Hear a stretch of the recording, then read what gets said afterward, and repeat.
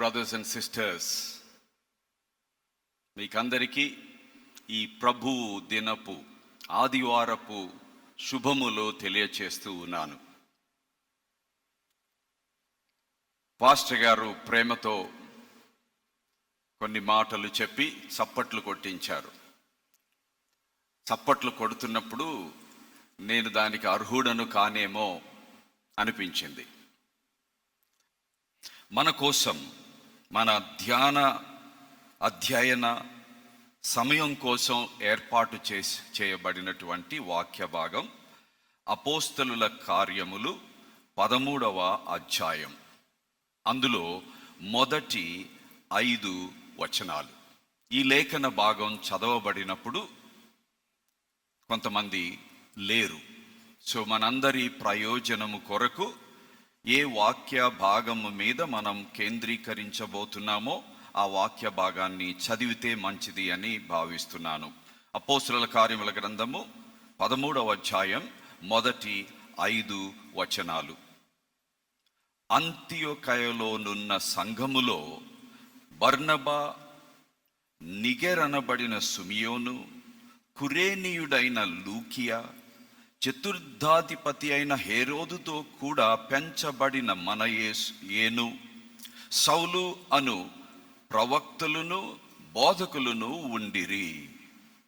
వారు ప్రభువును సేవించుచు ఉపవాసము చేయుచుండగా పరిశుద్ధాత్మ, నేను బర్నబాను సౌలును పిలిచిన పని కొరకు వారిని నాకు ప్రత్యేకపరచుడని వారితో చెప్పెను.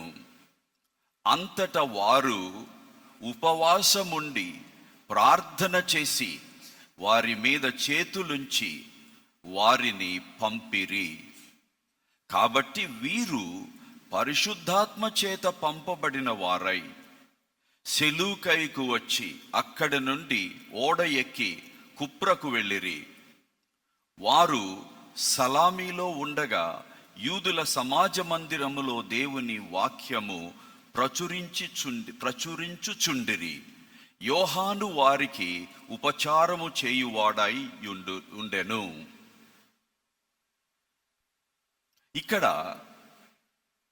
ఆది సంఘ చరిత్రలో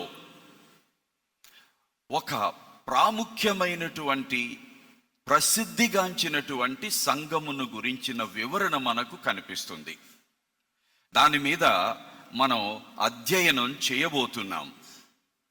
కానీ ఆ అధ్యయనాన్ని మనం ఇప్పుడున్నటువంటి పరిస్థితులలో సంఘమును గురించినటువంటి అవగాహన ఎలాంటిది ఉంది, సంఘములో ఎలాంటి పరిస్థితులు నెలకొల్పబడి ఉన్నాయి అనే ఆ నేపథ్యాన్ని, ఆ బ్యాక్ డ్రాప్ని ముందు మనం ఒకసారి సంక్షిప్తంగా కన్సిడర్ చేస్తే మంచిది అని నేను భావించాను. సంఘమును గురించిన అవగాహన చాలా గందరగోళమైన పరిస్థితులలో పడిపోయింది. సంఘం అంటే ఏమిటి, క్రైస్తవ సంఘం అంటే ఏమిటి అనే ప్రశ్నకు క్రైస్తవులలోనే సరి అయిన వాక్యానుసారమైన సమాధానం ముందుకు రావడం లేదు, బయటికి రావడం లేదు. గొప్ప సంఘం అంటే ఏమిటి, ఘనమైన సంఘం అంటే ఏమిటి, పేరు పొందిన సంఘం అంటే ఏమిటి అనే ప్రశ్నకు రకరకాల సమాధానాలు వస్తున్నాయి. కానీ అవన్నీ ఎక్కువ ఫాల్స్ ఐడియాస్ వస్తున్నాయి, వాక్యానుసారము కాని ఐడియాస్ వస్తున్నాయి. సంఘము అపోస్తలుల కార్యములలో మనం చదివితే అది విశ్వాసుల సంఘం, అది శిష్యుల సంఘం, అది యేసుక్రీస్తు ప్రభువు శిష్యుల యొక్క సముదాయం. ఆ సంఘం ఉనికిలో ఉన్నది శిష్యులుగా ఉంటూ ఇతరులను శిష్యులనుగా తయారు చేయడం కోసం. యేసుక్రీస్తు ప్రభు మహా ఆజ్ఞను తన సంఘానికి ఇచ్చారు. అది ఏమిటి అనంటే, మీరు అన్ని జాతుల వారిని శిష్యులనుగా చేయుడి. శిష్యుడు శిష్యురాలు అంటే యేసుక్రీస్తు ప్రభువుని, బోధకుణ్ణి చూసి ఆయన ఎలా జీవిస్తున్నారో అలా జీవించడం, ఆయన నుంచి నేర్చుకోవడం. ఆయనను చూచి ఆయన ఎలా పని చేస్తున్నారో అలా పని చేయడం నేర్చుకోవడం. శిష్యుడు, శిష్యురాలు అంటే నేర్చుకొను వ్యక్తులు. బోధకుడి నుంచి, ప్రభువు నుంచి, ప్రభు వలె జీవించుట, ప్రభు వలె పనిచేయుట నేర్చుకొనువారు. ఆ పని మాత్రమే మహా ఆజ్ఞ. That is the great commission. అది చెయ్యడానికి మీరు సర్వలోకానికి వెళ్ళండి, సర్వ సృష్టికి సువార్తను ప్రకటించండి, నమ్మిన వారికి బాప్తిస్మం ఇవ్వండి, బాప్తిస్మం పొందిన వారిని వారికి బోధించండి. ఏం బోధించాలి? నేను మీకు ఏ ఏ సంగతులను బోధించితినో వాటన్నిటినీ బోధించండి. ఎందుకు బోధించాలి? వాటి చొప్పున నడుచుకొనున్నట్లు, ఆ బోధనలకు విధేయత చూపునట్లు బోధించాలి. సో దానిని ప్రక్కకు పెట్టేశాము ఈ రోజుల్లో. శిష్యులను తయారు చేయడం కాదు, సంఖ్యను పెంచుకోవడం. మిషన్ మోటివేటెడ్ కాదు, మెయింటెనెన్స్ మోడ్లో పడిపోయినాయి సంఘాలు. శిష్యులను చేయటం ప్రక్కన పెట్టి సంఖ్యను పెంచుకోవడం, బ్రతుకులను బాగు చేయడం ప్రక్కన పెట్టి భవనాలు కట్టడం. చాలా వరకు గొప్పతనం సంఘమునకు ఎలా వస్తుంది అని అంటే సంఖ్యను బట్టి. గొప్పతనం సంఘానికి ఎలా వస్తుందంటే ఒక్క ముఖ్యమైన బోధకుడిని బట్టి. ఆయనే అంతా. ఒక రకంగా కమర్షియల్ మోడల్లోకి, మనీ మేకింగ్ బిజినెస్లోకి అలాంటి సంఘాలు వెళ్ళిపోయిన దినాల్లో మనం ఉన్నాం. సాక్ష్యాలు చెప్పేవాళ్ళు కూడా, మా అయ్యగారు, మా అమ్మగారు మా దగ్గరికి వస్తే, మా అయ్యగారి దగ్గరికి వస్తే, మా అమ్మగారి దగ్గరికి వస్తే మీకు మేలు జరిగింది, మీకు స్వస్థత కలిగింది. ఈ విధంగా వ్యక్తి కేంద్రితమైన సంఘాలు నిర్మించబడుతున్నాయి. మరికొన్ని సందర్భాలలో కులము, ప్రాంతమును అనుసరించి సంఘాలు. ఇది వాక్యానుసారమా? కాదు. జీవము కలిగిన సంఘం క్రీస్తు ఎలా ఉండాలని కోరుకుంటున్నారో, దేవుడు ఎలా ఉండాలని కోరుకుంటున్నారో ఆ సంఘం అలా ఉండటానికి వీలు లేదు. సంఘాన్ని గురించి మాట్లాడుతూ పలాని వారి సంఘం అని వ్యక్తి పేరుతో సంఘం పేరును పెడుతున్నారు, పిలుస్తున్నారు. దానికి యేసు ప్రభు ఒప్పుకుంటారా? నేను నా సంఘమును కడతాను అని ప్రభు చెప్పారు. సంఘమునకు శిరస్సు క్రీస్తు, సంఘమునకు మూలరాయి క్రీస్తు ప్రభు. సంఘమును తన ప్రాణమును వెలగా చెల్లించి రక్తాన్ని కార్చి కొనుక్కున్నది క్రీస్తు ప్రభు. దేవుని సంఘం క్రీస్తు ప్రభు యొక్క సంఘం. మనమందరము విశ్వాసులమైతే ఆయన వారం. ఈ నేపథ్యంలో మనం ఈ అపోస్తలుల కార్యముల గ్రంథం 13వ అధ్యాయం 1 నుంచి 5 వరకు చదివినటువంటి ఆ సంఘం యొక్క విషయాన్ని సంక్షిప్తంగా ఒక్క లైన్లో చెప్పాలి అని అంటే, దానికి ఒక టైటిల్ ఇవ్వాలి అని అంటే, అంతియోకయలోని ఆది అన్యుల సంఘము. ఆధునిక యుగములో మనకు ఆదర్శం. అంతియోకయలోని ఆది అన్యుల సంఘం ఆధునిక యుగములోని మనకు ఆదర్శం. మొదటిగా ఈ సంఘం ఎలా ఉనికిలోనికి వచ్చింది, ఎలా స్థాపించబడింది, ఎలా ప్రారంభమైంది అనేది గమనించి చూసుకున్నట్లయితే, 143 వసంతాలు పూర్తి చేసుకున్న, సారీ 63 సంవత్సరాలు. మా సిబిసి విషయం గుర్తుకొస్తుంది నాకు. ఇక్కడ సిబిసి కంటోన్మెంట్ బ్యాప్టిస్ట్ చర్చ్ 63 వసంతాలు పూర్తి చేసుకొని 64వ వసంతంలో ప్రవేశిస్తుంది.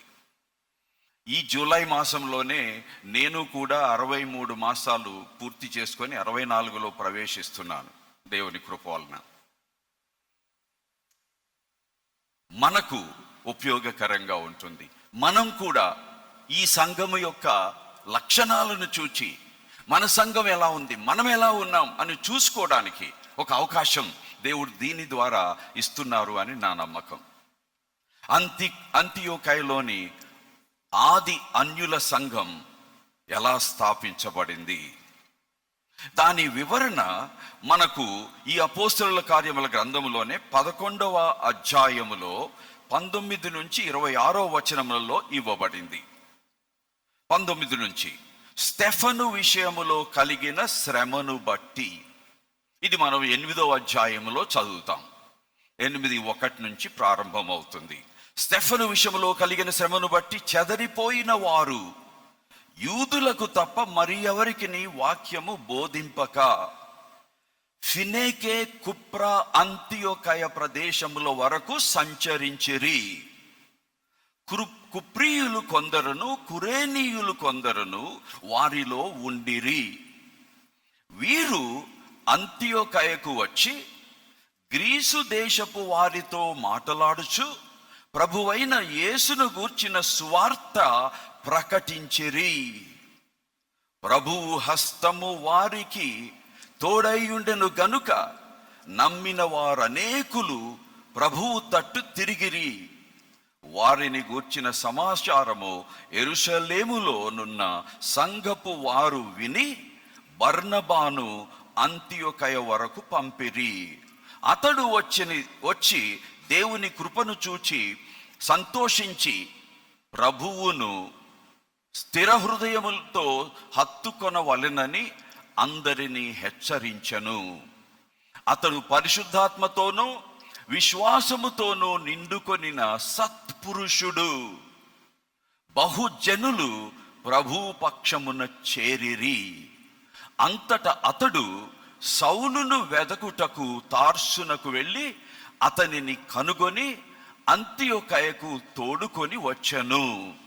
వారు కలిసి 1 సంవత్సరమంతయు సంఘముతో ఉండి బహుజనులకు వాక్యమును బోధించిరి. మొట్టమొదట అంతియోకయలో శిష్యులు క్రైస్తవులనబడిరి. Amazing story. యెరూషలేములో ఉన్న సంఘము గురించిన ప్రస్తావన కలుగుతుంది. ఇక్కడ ఉంది. యెరూషలేములో ఉన్న సంఘమునకు, క్రైస్తవ సంఘానికి ఏ యుగములోనైనా ఏ తరంలో ఉన్నదానికైనా ప్రభు ఇచ్చినటువంటి ఆజ్ఞ, మీరు సర్వలోకమునకు వెళ్ళాలి, సర్వ సృష్టికి సువార్తను ప్రకటించాలి, విశ్వసించిన వారికి బాప్తిస్మం ఇవ్వాలి, ఎవరైతే విశ్వసించి బాప్తిస్మం పొందారో వారికి నేను ఏ సంగతులను బోధించానో వాటినన్నిటినీ బోధించాలి, ఆ బోధనలకు విధేయులగునట్లు లోబడినట్లు బోధించండి. ఈ పనులు చేయటం ద్వారా నా కొరకు శిష్యులను తయారు చేయండి. అలాగే వారికి ఇంకొక రకంగా అదే మహా ఆజ్ఞను అపోస్తలుల కార్యముల గ్రంథం 1:8 ఇచ్చారు. యెరూషలేములోను యూదయలోను సమరయలోను బూదిగంతముల వరకు మీరు నాకు సాక్షులు. ఆ ఆది సంఘం ఎన్నో సులక్షణములను కలిగిన సంఘం, కానీ ఒక విషయానికి వచ్చేసరికి ఫెయిల్ అయిన సంఘంగా కనిపిస్తుంది. యెరూషలేమును దాటలేదు. యెరూషలేము నుంచి యూదయ సమరయ బూదిగంతముల వరకు వెళ్ళవలసిన ఆ సంఘము యెరూషలేముకే పరిమితమైంది. అలాంటి సంఘాలు మన సమయములో, మన కాలములో కూడా చాలా ఉన్నాయి. ఎక్కువ సంఘాలు అలాంటివే కనిపిస్తున్నాయి. బయటికి వెళ్ళడం లేదు, అవుట్వర్డ్ లుకింగ్, అవుట్ రీచింగ్ గా లేవు, ఇన్వర్డ్ లుకింగ్. అదే చెప్పాను కదా, మిషన్ మోడ్లో ఉండాల్సినటువంటి సంఘాలు చాలా ఎక్కువ మెయింటెనెన్స్ మోడ్. జస్ట్ మన ప్రాపర్టీని ఎట్లా మెయింటైన్ చేయాలి, మన దగ్గరకు వచ్చే వాళ్ళను అటు ఇటు పోకుండా ఎలా కాపాడుకోవాలి, వాళ్ళని ఎలా సంతోషింప చేయాలి, వారికి ఏదైనా గట్టిగా వాక్యం చెబితే కదిలింపబడి గొడవ చేస్తే బాగోదు. కాబట్టి వాళ్ళని ఎంతసేపు స్మూత్ వేలోనే డీల్ చేయాలి. దేవుని వాక్యములో దేవుడు వాక్యాన్ని ఎందుకు ఇచ్చాడు? తప్పుదిద్దుటకు, ఖండించుటకును, హెచ్చరించుటకును, బోధించుటకును, నీతి యందు శిక్షణ చేయుటకును. ఇవన్నీ ప్రక్కన పెట్టేస్తాం. ఎందుకంటే అలా చేస్తే, ఖండిస్తే కోపం వస్తుంది. తప్పుదిద్దితే కోపం వస్తుంది, రావడం మానేస్తారేమో. సో మిషన్ మోడ్ నుంచి మెయింటెనెన్స్ మోడ్. ఆ ఒక్క మిషన్ మోడ్లో ఉన్న చోటు నుంచి ఇంకొక ప్రదేశానికి, ఇంకొక ప్రదేశానికి, ఇంకొక ప్రదేశానికి వెళ్ళే విషయంలో యెరూషలేము సంఘం ఫెయిల్ అయింది. అయితే స్టెఫను హతసాక్షి అయిన తరువాత సంఘము తీవ్రమైనటువంటి శ్రమను, పర్సిక్యూషన్ని ఎదుర్కొంది. ఆ శ్రమ వలన బయటికి వెళ్ళాల్సి వచ్చింది. అక్కడ విశేషం ఏంటంటే అపోస్తలులు మాత్రం యెరూషలేములోనే ఉన్నారు. బయటికి వెళ్ళింది ఎవరంటే సంఘ సభ్యులు, సీదా సాదా క్రైస్తవులు, మీలాంటి నాలాంటి వారు, సాధారణమైన క్రైస్తవులు. కానీ క్రీస్తు శిష్యులు, మారు మనసు పొందిన వ్యక్తులు, విశ్వాసులు వాళ్ళు. తరువాత యెరూషలేములో ఉంటే చచ్చిపోతాము అనే భయంతో వెళ్ళారా? అది కాదు సుమా. ఒకవేళ అలాంటి భయంతో వెళితే బయటికి ఎక్కడికైతే వెళ్తారో అక్కడ దాక్కుంటారు, రహస్య స్థలాలలో ఉంటారు, వారు ఉన్నట్లు తెలియకుండా చూసుకుంటారు. కానీ వీళ్ళ విషయం ఏంటంటే వాళ్ళు ఎక్కడికి వెళితే అక్కడ సువార్త ప్రకటించుచూ వెళ్ళారు. దాన్ని కొంతమంది నిపుణులు ఏమంటే they went gossiping the gospel. ఎక్కడికి వెళితే అక్కడ స్వార్థను ప్రకటించారు. ఎందుకంటే మీరు నాకు సాక్షులు, నన్ను గురించిన స్వార్థకు సాక్షులు, సత్యమునకు సాక్షులు, దేవుని రాజ్య సంబంధులు కనుక ఈ చీకటి లోకములో వెలుగు సంబంధులుగా జీవిస్తూ మీరు నా సాక్షులుగా ఉండాలి అని చెప్పిన మాటలను వారు చక్కగా అర్థం చేసుకున్న వారుగా ఉన్నారు. సో ఆ శ్రమను బట్టి చెదరిపోయిన వారు వేరు వేరు ప్రదేశములకు వెళ్ళారు.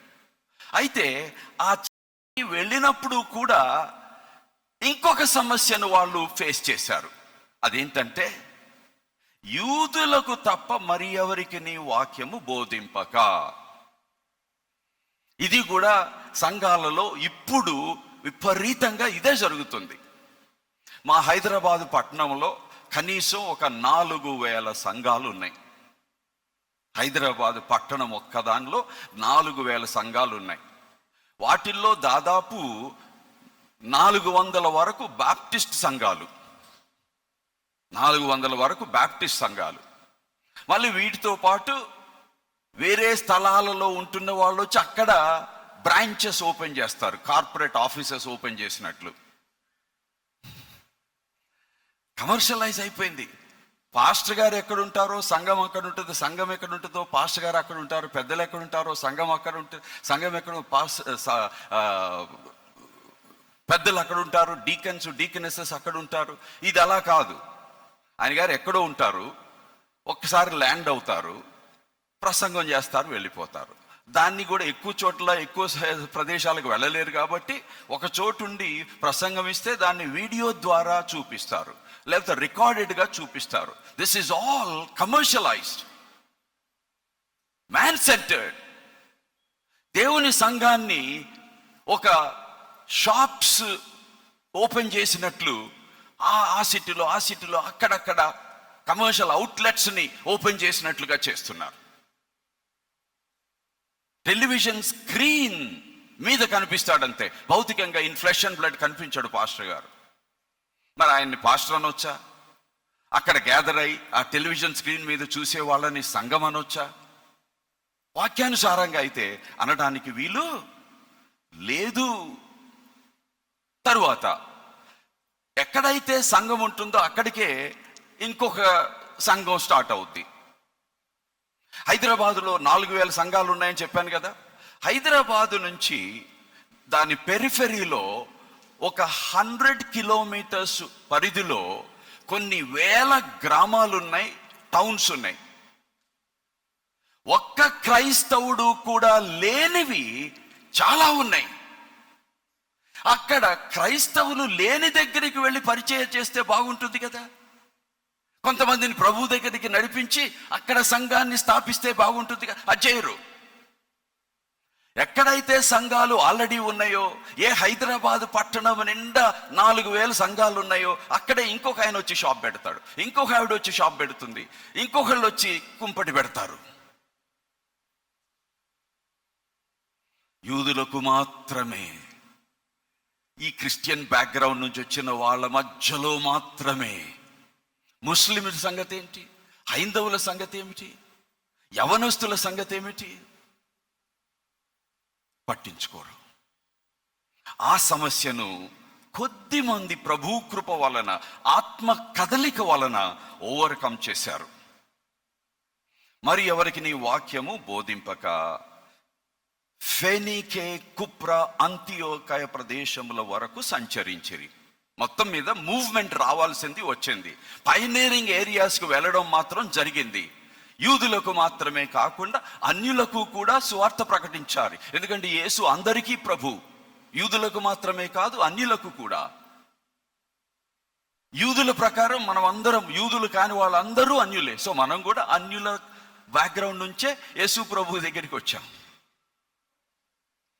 సో కుప్రీయులు కొందరును కురేనీయులు కొందరును వారిలో ఉండిరి. ఈ 20వ వచనములో బిలీవర్స్ ఫ్రమ్ సైప్రస్ అండ్ సైరీన్ అని ఉంది. మీరు బర్నబా గారిని గురించి చదివితే ఆయన కూడా ఇక్కడి వాడే. సో ఇక్కడి నుంచి యెరూషలేము సంఘానికి దేవుడు ఆయన్ని తీసుకెళ్లారు. ఆ యెరూషలేము సంఘముతో సహవాసములో ఉన్నాడు, పరిచర్యలో ఉన్నాడు బర్నబాస్ గారు. ఆ యెరూషలేము సంఘానికి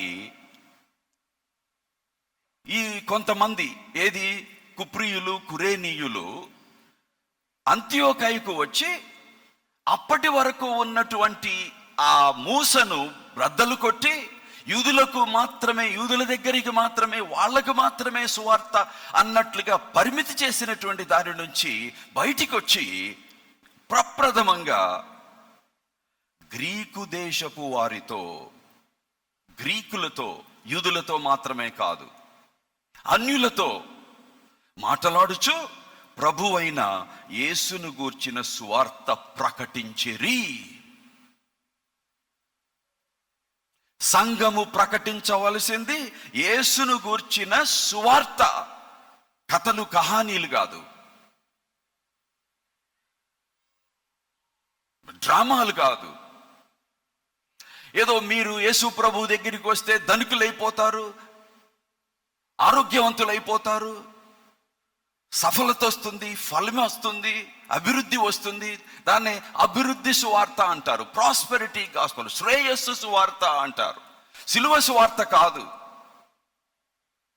అందుకని ఆనాడు కూడా పరిస్థితులు అలాగే ఉండడాన్ని బట్టి యూదులైతే జ్ఞానము కోసం వెతుకుతున్నారు, యూదులైతే శక్తి కోసం చూస్తున్నారు, పవర్ కోసం వెతుకుతున్నారు, గ్రీకులైతే జ్ఞానం కోసం వెతుకుతున్నారు.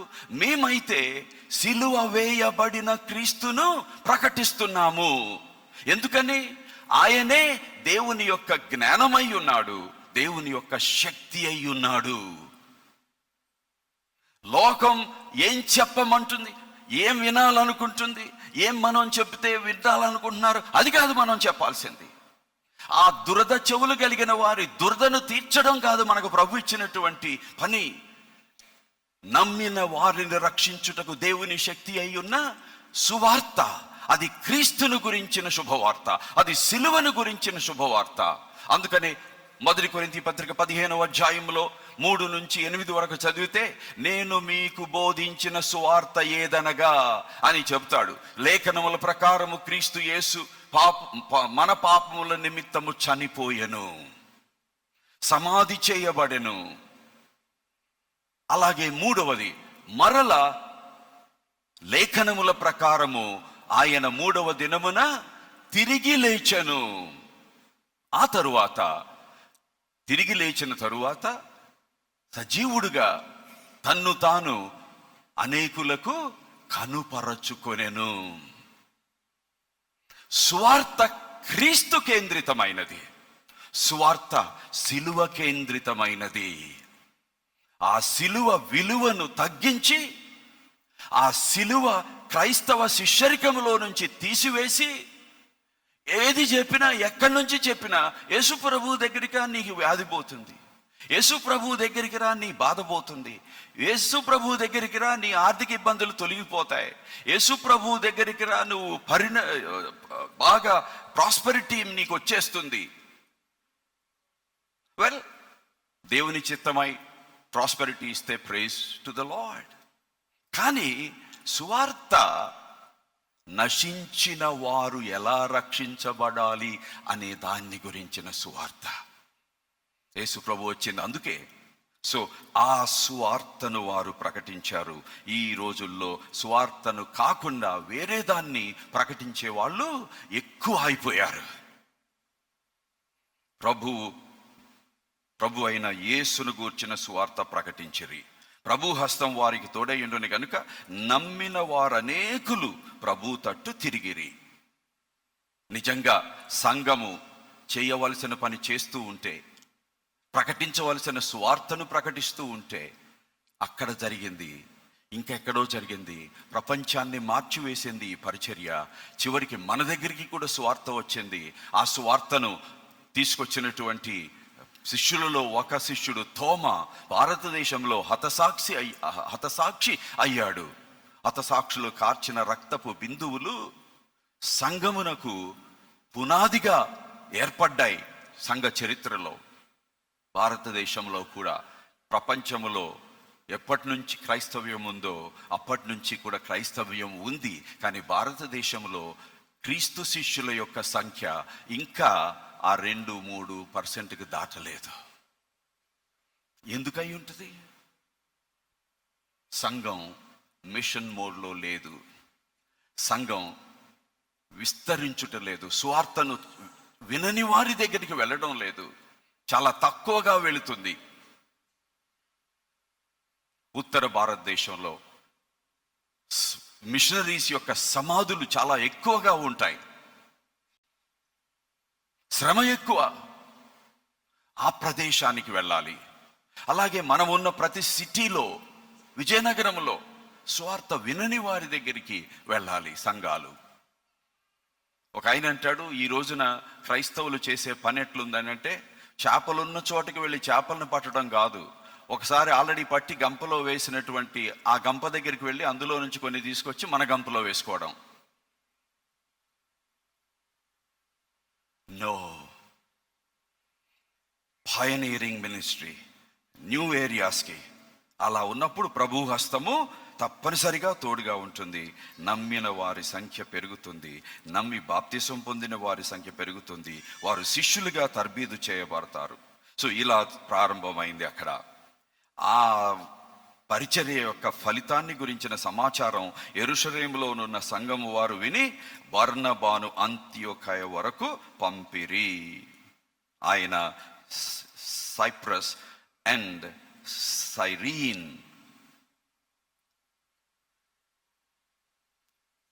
అంటే కురేనీయులు, కుప్రియులు ఆ ప్రాంతానికి చెందినవాడు. ఇవి దీనికి దగ్గరలో ఉన్న ప్రాంతాలు. ఆయన వచ్చి ఏం చేశాడు? దేవుని కృపను చూచి సంతోషించి ప్రభువును స్థిర హృదయముతో హత్తుకొనవలెనని హెచ్చరించారు. అటు ఇటుకి మళ్ళీ వెళ్ళొద్దు, మీరు జీవ మార్గంలోనికి వచ్చారు, ఆ మార్గంలోనే ముందుకు సాగండి. అతన్ని గురించిన మాటలు చూడండి. పరిశుద్ధాత్మతోను విశ్వాసముతోను నిండుకొనిన సత్పురుషుడు. అందుకే పంపించారు యెరూషలేము సంఘము నుంచి ఈ అప్పుడే సంఘము ఏర్పడుతున్న అంతియోకయ సంఘానికి ఆయనను పంపించారు. అతడు పరిశుద్ధాత్మతో నిండుకొనినవాడు, విశ్వాసముతో నిండుకొనినవాడు, సత్పురుషుడు అని సాక్ష్యం పొందినవాడు. ఆ కారణం చేత బహుజనులు ప్రభు పక్షమున చేరిరి. చూడండి, నమ్మిన వారు అనేకులు ప్రభు తట్టు తిరిగిరి. మళ్ళీ రెండోసారి బహుజనులు ప్రభు పక్షమున చేరిరి. సో అంతటా అలా ఫలభరితమైన పరిచర్య. స్థానికులతో కలిసి బర్నబా దేవుని సేవ చేయడం వలన ఆయనకున్న టెస్టిమనీని బట్టి, ఆయనకున్న క్యారెక్టర్ని బట్టి, ఆయన కమ్యూనికేట్ చేస్తున్న గాస్పెల్ ట్రూత్ యొక్క రిజల్ట్ చాలా ఎక్కువగా కనిపిస్తూ ఉంది. సో అక్కడ అంతియోకయ నుంచి సౌలును వెతుకుచు తార్సునకు వెళ్ళి అతనిని కనుగొని అంతియోకయకు తోడుకొని వచ్చాను. నేను ఉన్నాను కదా, చాలే నేనే చూసుకుంటాను అంత అనుకోలేదు. వేరే వాళ్ళని టీమ్ మెంబర్స్గా చేసుకునే వ్యక్తిగా కనిపిస్తున్నాడు. అంతియోకయకు ఆయన తీసుకొని వచ్చాడు. వారిద్దరూ కలిసి, వన్ మ్యాన్ షో కాదు ఇప్పటిలాగా చాలా సంఘాల్లో, వన్ మ్యాన్ వన్ ఫ్యామిలీకి అంతే. పాటలు పాడినా వాళ్లే, ప్రసంగాలు చేసిన వాళ్లే, చందాలు లెక్క పెట్టేది వాళ్లే, డబ్బు ఖర్చు పెట్టేది వాళ్లే. ఇక్కడ అలాంటి పరిస్థితి లేదు. దేవునికి స్తోత్రం. వేరే విధమైన సమస్యలుంటే ఉండొచ్చు. వారు కలిసి 1 సంవత్సరం అంతయు సంఘముతో ఉండి బహుజనులకు వాక్యమును బోధించిరి. ఆ వాక్యము బోధించడం వలన ఏం జరిగింది? మొట్టమొదటిసారిగా అంతియోకయలో శిష్యులు, విశ్వాసులు క్రైస్తవులనబడిరి. అంటే వారి బోధ యొక్క ప్రభావం బ్రతుకుల మీద ఎంత ఉంది అని అంటే, బ్రతుకులను చూస్తే, వారి మార్చబడిన బ్రతుకులను చూస్తే వారు క్రీస్తు బోధల చేత ప్రభావితం చేయబడ్డారని, క్రీస్తు మాదిరి చేత ప్రభావితం చేయబడ్డారని, క్రీస్తు వలె జీవిస్తున్నారని అబ్జర్వింగ్ వరల్డ్ వాళ్ళని చూస్తున్న లోకము గుర్తించింది. అలా గుర్తించి క్రీస్తు వారు, క్రీస్తుకు చెందిన వారు, క్రీస్తు వంటి వారు అనే అర్థం వచ్చే ఆ మాటను వాళ్ళు ఇంట్రడ్యూస్ చేశారు. దాన్ని ఒక రకంగా రిడిక్యూల్ చేయడానికి, హేళన చేయటానికి వాడిన పదం.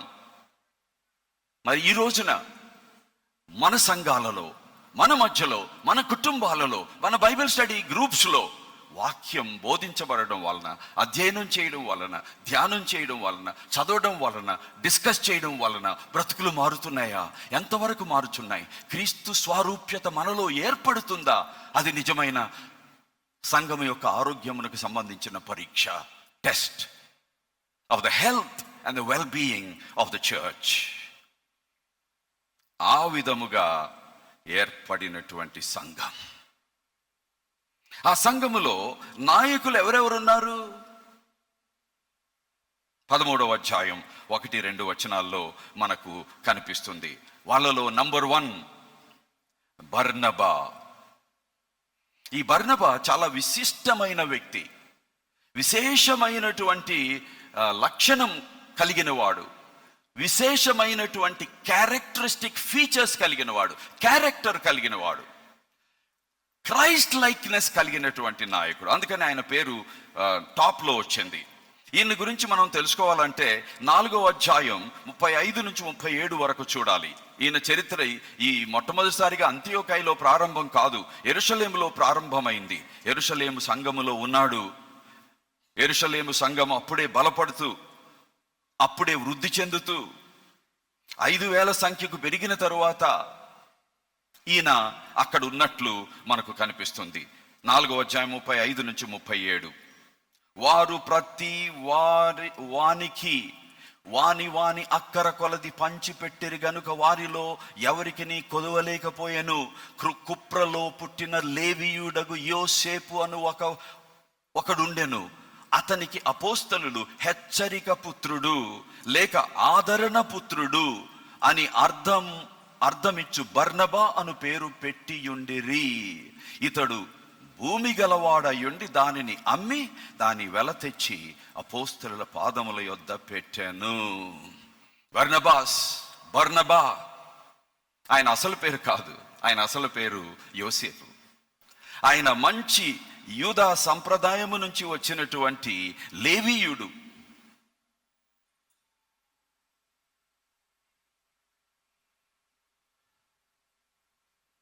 అతనికి అపోస్తలులు ఆయన చేసే పరిచర్యను బట్టి, ఆదరించే పరిచర్య, హెచ్చరించే పరిచర్య, దాన్ని బట్టి బర్నబా అని పేరు పెట్టారు.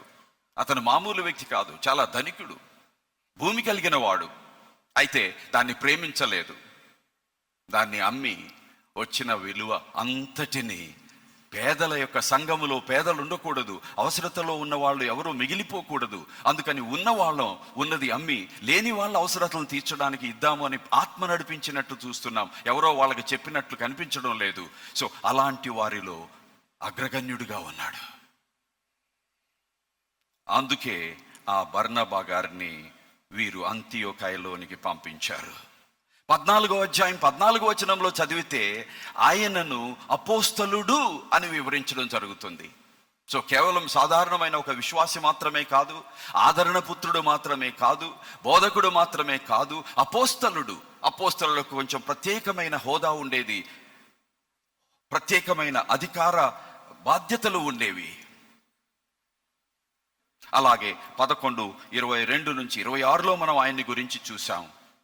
అంత్యోకయలోనికి వచ్చినప్పుడు ఆయన ఉండడం వలన, ఆయన నమ్మకంగా జీవించడం వలన, నమ్మకంగా పరిచర్య చేయడం వలన, సంఘము చేత పంపించబడిన అపోస్తలుడిగా అక్కడ ఉండడం చేత, బోధకుడిగా ఉండడం చేత, సత్పురుషుడిగా ఉండడం చేత, ఆత్మచేత నింపబడిన వ్యక్తిగా ఉండడం చేత, విశ్వాసముతో నింపబడిన వాడై నా అవసరతలను దేవుడు తీర్చుకుంటాడు, కానీ ముందు తోటి విశ్వాసుల యొక్క అవసరతల కోసం నాకు దేవుడు ఇచ్చిన దాన్ని, ఆస్తిని అమ్ముతాను అని అమ్మేసినటువంటి విశ్వాసం కలిగిన వ్యక్తి. ఆయనను బట్టి సంఘం ఎంతో వృద్ధి చెందింది. బర్నబా తర్వాత పౌలుగా కూడా పేరు ఉంది.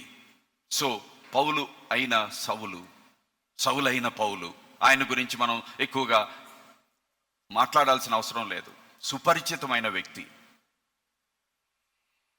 దమస్కు మార్గములో వెలుగైన యేసును వెలుగు రూపములో చూసి, ఏ యేసునైతే హింసిస్తున్నాడో, ఏ యేసు సంఘమునైతే హింసిస్తున్నాడో, ఆ యేసు చేత పట్టబడి మార్చబడి,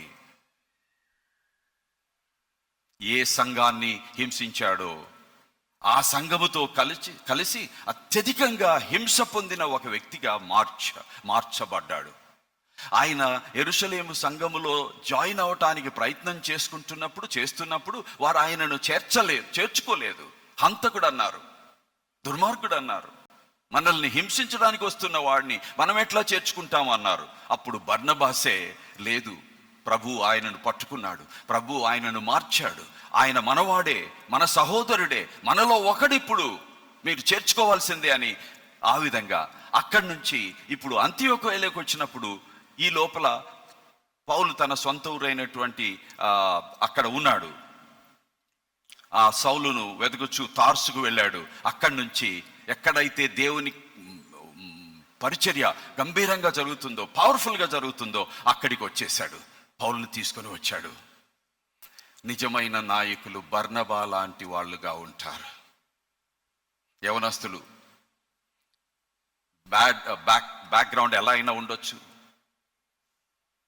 సమస్యల్లో చిక్కుకుపోయి ఆ దురదృష్టకరమైన పరిస్థితులు గుండా వచ్చి ఉండొచ్చు, కానీ వాళ్ళు మారు మనసు పొందితే వాళ్ళని చేరదీసి సంఘములో వారిని హెచ్చరించి, ప్రోత్సహించి, వారిని తర్బీదు చేసి సంఘములో వాళ్ళు బాధ్యతలతో ఎదిగేటట్లు చేస్తారు సరి అయిన నాయకులు. బర్నబా అదే చేశారు. బర్నబాతో కలిసి సౌలు పనిచేశారు. వారిద్దరికి మధ్య ఒక విషయంలో తేడా వస్తుంది, కోరలు వస్తుంది, కానీ తరువాత వాళ్ళు సమాధాన పడ్డారు. మనం కూడా సంఘాలలో కొన్ని కారణాలను బట్టి మనస్పర్ధలు రావచ్చు, అభిప్రాయ భేదాలు రావచ్చు, కానీ మనకు బర్నబా సౌలు ఒక మంచి మాదిరిగా ఉంటున్నారు. జాన్ మార్క్ విషయంలో ఆ తేడా వచ్చింది. జాన్ మార్క్ వీళ్లకు అసిస్టెంట్గా ఆ మొదటి మిషనరీ జర్నీలో వెళ్ళాడు. కానీ ఎక్కడో తేడా వచ్చి మధ్యలో అభ్యంతరపడి ఆగిపోయాడు. పౌలు వేరే వాళ్ళని తీసుకొని వెళ్ళాడు. బర్నబా జాన్ మార్కుని తీసుకొని వెళ్ళాడు. బర్నబా జాన్ మార్క్ యొక్క అంకుల్. సో ఆ విధంగా వాళ్ళిద్దరి మధ్య డివిజన్ వచ్చింది. కానీ అదే పౌలు కొంతకాలం తరువాత బర్నబాను జాన్ మార్కుని నా దగ్గరికి పంపించండి అంటాడు. సో క్రిస్టియానిటీలో ఎదుగుదల జరుగుతుంది అనంటే, ఆత్మకార్యం జరుగుతుంది అనంటే సమాధానపరచబడుట, కలిసి పనిచేయుట, ఐక్యంగా ఉండడం, ఇది ఈ నాయకులు చేశారు. అందుకనే సంఘములో కూడా ఐక్యము ఉన్నది. ఆ తరువాత నిగర్ అనబడిన సిమియోను. నిగర్ అనంటే నైగర్ అంటే నల్లవాడు అని, అంటే ఆఫ్రికా జాతికి చెందినవాడు. వీళ్ళు యూదా జాతికి చెందిన వాళ్ళు, బర్నబా అండ్ సౌలు. అలాగే కురేనీయుడైన లూకియా, మత్తయి 27:32లో కురేనీయుడైన సీమోను, యేసు ప్రభు సిలువను మోయడానికి కొంత బలవంతం చేయబడ్డ వ్యక్తి. అదే కురేనియా ప్రాంతం నుంచి వచ్చిన లూకియా అనే ఇంకొక వ్యక్తి. ఆ తరువాత 5వ వ్యక్తి చతుర్థాధిపతి అయిన హేరోదుతో పాటు పెంచబడిన మనయేను. ఈ హేరోదు ఎవరంటే, హేరోదు అంతిపా అనే రూలర్, ఆయన కజిన్ ఈ చతుర్థాధిపతి అయినటువంటి హేరోదుతో పెంచబడినటువంటి మనయేను. ఈ విధంగా సంఘములో ఉన్న నాయకులు వేరు వేరు బ్యాక్గ్రౌండ్స్ నుంచి వచ్చిన వాళ్ళు ఉన్నారు, వేరు వేరు సంస్కృతుల నుంచి వచ్చిన వారు ఉన్నారు, వేరు వేరు స్థాయిలలో ఉన్నారు. వారు కలిసి ఐకమత్యంతో పని చేయడం వలన, ఎవరి పని వాళ్ళు చేయడం వలన, ఎవరి పరిచర్య వాళ్ళు చేయడం వలన, ఎవరి పని వాళ్ళు చేస్తూ ఇతరులు వాళ్ళ పని చేసేటట్లు పురికొల్పుకోవడం వలన సంఘము శరీరము వంటి అవగాహన కలిగి పనిచేయడం వలన సంఘము వృద్ధి చెందింది. ఈ సంఘంలో పరిచర్య ఏ విధంగా ఉండేది? ఎలాంటి పరిచర్యలు అక్కడ ఉన్నాయి? మనకు కూడా అది మోడల్ ఈ రోజున. ఎందుకంటే ఇది ఆదర్శమైన సంఘం, ఆరోగ్యకరమైన సంఘం, మొదటి అన్యుల మధ్య ఏర్పడిన సంఘం. ఇంకా కొన్ని విశిష్టతలు ఉన్నాయి, తర్వాత ఇప్పుడు మనం చూస్తాం. 2 నుంచి 5వ వచనం వరకు మనం చదివి చూస్తే, అపోస్తల కార్యముల గ్రంథం 13వ అధ్యాయం 2 నుంచి, వారు ప్రభువును సేవించుచు అనే దానిని ఆరాధించుచు అని తర్జుమా చేయొచ్చు. ఆరాధించడం అనేది కేవలము పెదవులతో మనం అర్పించే జిహ్వ ఫలము, పదవులతో అర్పించే ఆరాధన మాత్రమే కాదు. జీవితం అంతటిని ఆయన కోసం జీవించుట సరి అయిన ఆధారం. మిమ్ములను మీరు సజీవ యాగములుగా సమర్పించుకొనుడి అని రోమీయులకు పౌలు హెచ్చరించినట్లు, అంటే మనం ఏమై ఉన్నామో, ఏమి కలిగి ఉన్నామో, ఏమి తలాంతులు ఉన్నాయో, ఏమి కృపావరాలు ఉన్నాయో, ఏమి ఆస్తుపాస్తులు ఉన్నాయో, ఎంతమంది బిడ్డలు ఉన్నారో అంతటితో ప్రభువుని ఘనపరచుట, ప్రభువుని ఆరాధించుట, ప్రభువుని సేవించుట. అక్కడ ప్రవక్తలు ఉన్నారు, ప్రవచించుచూ ఉన్నారు. అక్కడ బోధకులు ఉన్నారు, బోధించుతూ ఉన్నారు. వాక్యాన్ని బోధించడం సంఘం యొక్క అతి ప్రాముఖ్యమైనటువంటి బాధ్యత. కాపరుల యొక్క ముఖ్యమైన పని, అతి ముఖ్యమైన పని టీచింగ్, బోధించుట, వాక్యమును బోధించుట. ఎందుకంటే వాక్యమును బోధించుట చేతనే వారు, ప్రజలు, సంఘము వారి స్థితిని వాళ్ళు చూసుకోగలుగుతారు. ఆధ్యాత్మిక అద్దములో ముఖమును చూసుకుంటారు. ఈ ఆధ్యాత్మిక అద్దం కేవలం అద్దం కాదు, అది భూతద్దం. ఆ వాక్యములో మనల్ని మనం చూసుకుంటే మనలో ఉన్నటువంటి మరకలు, ముడతలు, ఉండకూడనివి, ఇవన్నీ మనకు స్పష్టంగా కనిపిస్తాయి. ఆ వాక్యపు వెలుగులో మనల్ని మనం సరిచేసుకుంటాం, సరిదిద్దుకుంటాం, మార్పు చెందుతాం. వాక్యము సబ్బు వంటిది, 2 అంచులు వాడిగలిగిన ఖడ్గము వంటిది. యేసు ప్రభు హై ప్రీస్ట్లీ ప్రేయర్లో యోహాను సువార్త 17వ అధ్యాయములో, మీ వాక్యముతో వీరిని పరిశుద్ధపరచుము తండ్రి, మీ సత్యముతో పరిశుద్ధపరచు తండ్రి.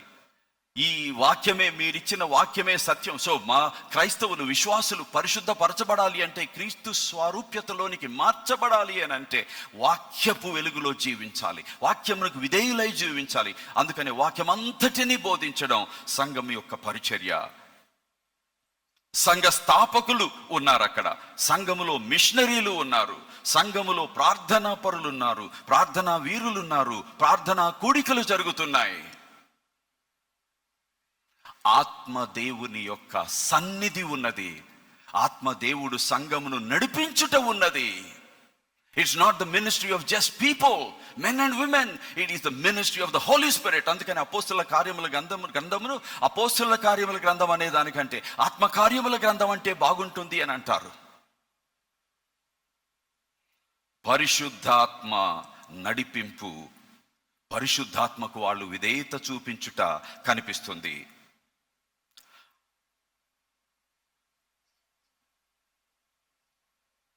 13వ అధ్యాయం అపోస్తలుల కార్యముల గ్రంథము. వారు ప్రభువుని సేవించుచు ఉపవాసము చేయుచుండగా. చూడండి, ప్రార్థన, ఉపవాస ప్రార్థన. కేవలం ప్రార్థనతో సంతృప్తి చెందలేదు, ఉపవాస ప్రార్థనతో. ఆ ఉపవాస ప్రార్థన కలిసి చేయడం వలన, ఐకమత్యంగా చేయడం వలన, ఆ ఐక్యతను కలిగించిన ఆత్మదేవుడు వారి మధ్యలో ఉన్న ఐక్యతను బట్టి సంతోషించి వారు ఇంకేం చేయాలో వారికి తన చిత్తాన్ని, దేవుని చిత్తాన్ని బయలుపరిచారు. సంఘాలలో ఆదివారం వస్తే చర్చ్ మొత్తం నిండిపోద్ది. ఈ రోజున మీరు అన్ని వింగ్స్లో కూడా కనిపించడం చాలా సంతోషం. బైబిల్ స్టడీకి ఇందులో ఎంత పర్సెంటేజ్ వస్తారండి? పడిపోద్ది. అది బైబిల్ స్టడీ నుంచి స్పెషల్ ప్రేయర్ మీటింగ్ అంటే అది ఇంకా పడిపోద్ది, 100కి ఒక 10 వరకు పడిపోద్ది. ఆ ప్రార్థన స్పెషల్ ప్రేయర్ నుంచి ఫాస్టింగ్ ప్రేయర్కి వెళ్ళామనుకోండి, అది ఇంకా 100కి మహా అంటే ఒక 5. కానీ ఈ సంఘములో పరిస్థితి అలా లేదు. They were so together, they were so powerfully influenced by the truth of God's word. They understood not just the apostles, not just the prophets, not just the teachers, not just the pastors, not just the deacons and deaconesses, but all of us belong to the body of Christ. మనలో ప్రతి ఒక్కరము క్రీస్తు శరీరమైన సంఘములో, శరీరములో అవయములకి ఎట్లా ప్రతిదానికి పని ఉంటుందో, సభ్యులమైన మనందరికీ కూడా పని ఉంటుంది, పరిచర్య ఉంటుంది. అందరికీ అట్లీస్ట్ ఒక్కొక్కరికి ఒక కృపావరమైన దేవుడు పంచి ఇచ్చాడు. కృపావరాన్ని ఇచ్చింది సంఘములో, సంఘ శ్రేయభివృద్ధి కొరకు, సంఘం యొక్క మిషన్ని నెరవేర్చుట కొరకు ఇవ్వడం జరిగింది. కాబట్టి నా వంతు బాధ్యతను నేను నెరవేరుస్తాను అని ప్రతి విశ్వాసి వచ్చినట్లుగా కనిపిస్తుంది. అక్కడ ఎక్కువ సంఖ్యలో ఈ ప్రార్థనలు జరిగినట్లు కనిపిస్తూ ఉంది. అలా జరగడం వలన ఏమవుతుంది? పరిశుద్ధాత్మ నేను బర్నబాను సౌలును పిలిచిన పని కొరకు వారిని నాకు ప్రత్యేకపరచుడి. మీరు ఇంగ్లీష్ సర్వే స్టార్ట్ చేయాలనుకుంటున్నారు, సంఘములో నాయకులు ప్రార్థన చేస్తున్నారు, మీరు కూడా కలిసి ప్రార్థన చేయండి. దేవుడు పరిశుద్ధాత్ముడు ముందుకు వెళ్ళమంటే ముందుకు వెళతాం, కొంతకాలం ఆగండి అంటే ఆగుతాం. పరిశుద్ధాత్మ చేత నడిపింపబడే సంఘం పరిశుద్ధ సంఘం, ఐక్యత కలిగిన సంఘం, పనిని ఏది చేయమంటే అదే చేసే సంఘం అంతియోకయ సంఘము. పరిశుద్ధాత్ముడు ఏం చేయమన్నారో ఆ పని విధేయత చూపించి చేశారు. పరిశుద్ధాత్ముడు చెప్పాడు, వారు ఏం చేశారు? అంతట వారు ఉపవాసం ఉండి ప్రార్థన చేసి వారి మీద చేతులుంచి వారిని పంపిరి. ఎవరిని పంపించమన్నారు? The best of their leaders, cream of their congregation. వారిలో అగ్రశ్రేణికి చెందిన వారిని సంఘం నుంచి బయటికి మిషనరీస్గా పంపించమని ఆత్మదేవుడు చెబితే వారు మరలా ఉపవాసం ఉండి మరలా ప్రార్థన చేసి వారి చిత్తాన్ని దేవుని చిత్తానికి లోపరుచుకొని, సాధారణంగా మన దగ్గర అమ్మో, సీనియర్ పాస్టర్ గారిని మిషనరీగా పంపించడమా? ఇక్కడ పరిస్థితి ఎట్లా? ఇంగ్లీష్ పాస్టర్ గారిని అవుట్ రీచ్ పరిచర్య కోసం ఇక్కడ పరిచర్య ఎట్లా? వాళ్ళకి ఆ సమస్య లేదు. ఆ అగ్రశ్రేణి నాయకులు ఎలా బోధించారంటే, ఎలా ప్రవర్తించారంటే, ఎలా పనిచేశారంటే వాళ్ళు బయటికి వెళ్ళిన సంఘానికి లోపం రాదు. ఇంకా జూనియర్ వాళ్ళ సెకండ్ లెవెల్ లీడర్స్ని డెవలప్ చేసి ఉంటారు. అందుకని సంఘం నిస్సందేహంగా ప్రభువు చెప్పినట్లు, ఆత్మ చెప్పినట్లు ద బెస్ట్ అమాంగ్ దెమ్ మిషనరీస్గా పంపించినటువంటి సంఘము. మనం ఎలా ఉన్నాం? చివరిగా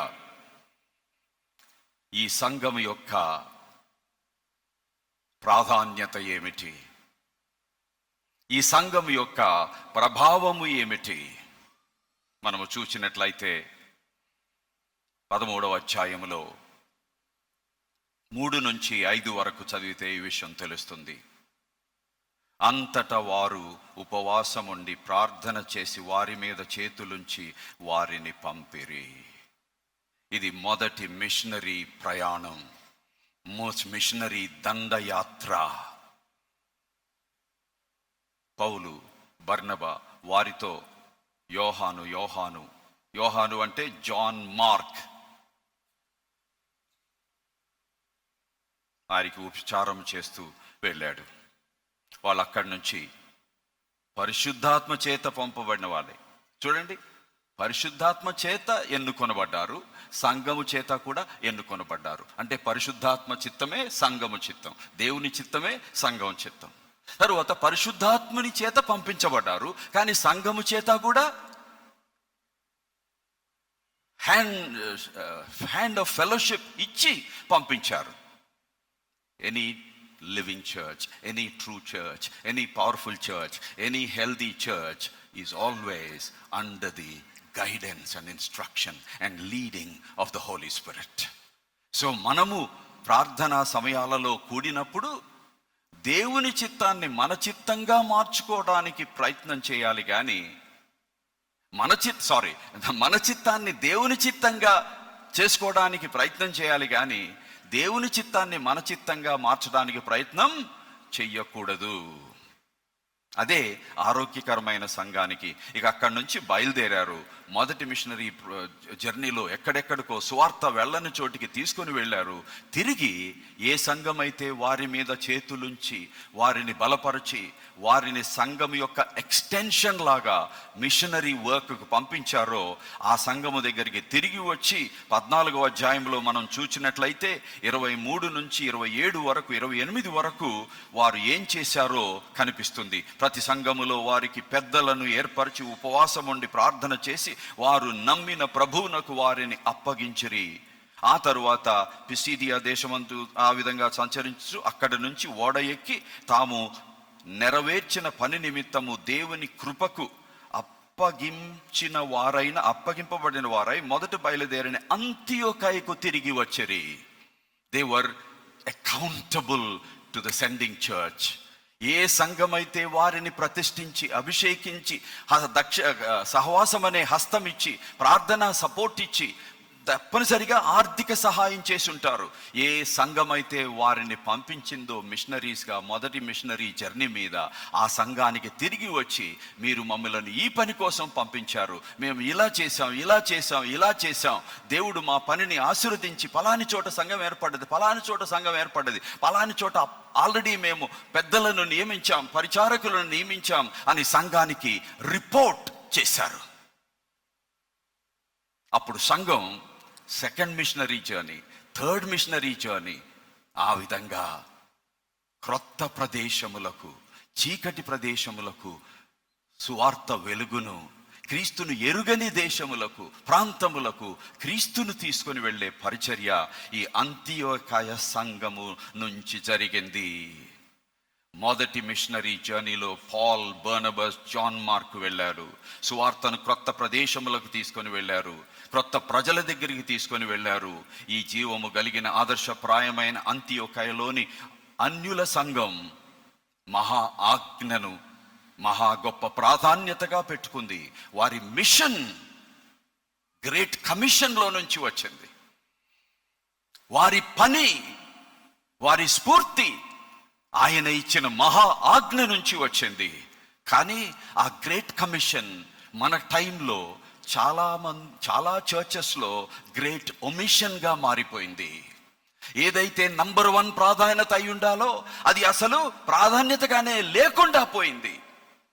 బ్యాంక్ బ్యాలెన్స్లను బట్టి అతిశయించే సంఘాలు ఉన్నాయి, భవనాన్ని బట్టి అతిశయించే సంఘాలు ఉన్నాయి. మీ చర్చ్ బిల్డింగ్ చూసి మేము చాలా ఇంప్రెస్ అయ్యాము. ఇంతవరకు ఆ మెట్లు ఎక్కి రాలేదు, లిఫ్ట్ ఎక్కి వస్తున్నాం. నేను అనుకున్నా మేము వెళ్ళేటప్పుడు అట్లీస్ట్ రేపు మెట్లెక్కి వెళ్ళాలి. ఇందులోకి ప్రవేశిస్తుంటే బయట నుంచి చూస్తుంటే ఒక గొప్ప కెథీడ్రల్ లాగా కనిపిస్తుంది. There is nothing wrong, but buildings కాదు ముఖ్యం, బ్రతుకులు. సంఖ్య కాదు ముఖ్యం, శిష్యులు. ఈ